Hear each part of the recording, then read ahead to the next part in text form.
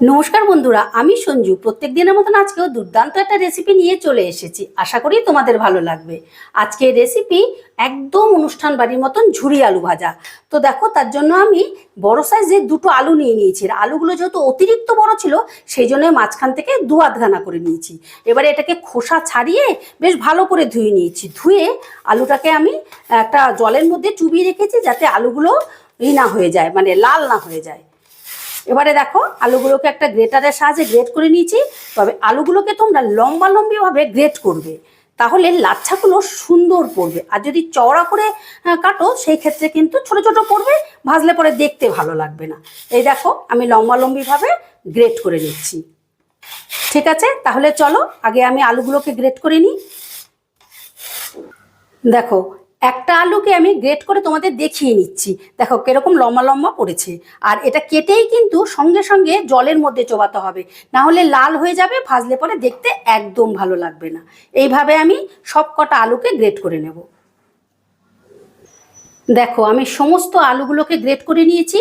আর আলু থেকে দেখো কতটা স্টার্চ বেরিয়েছে, একদম জলটা পুরো লাল ঘোলা হয়ে গেছে।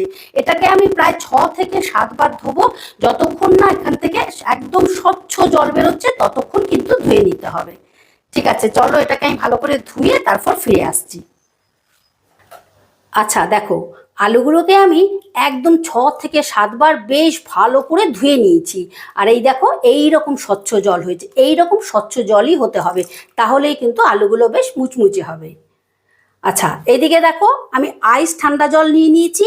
এবার এটাকে আমি একটা পাত্রের মধ্যে ঢেলে রাখছি।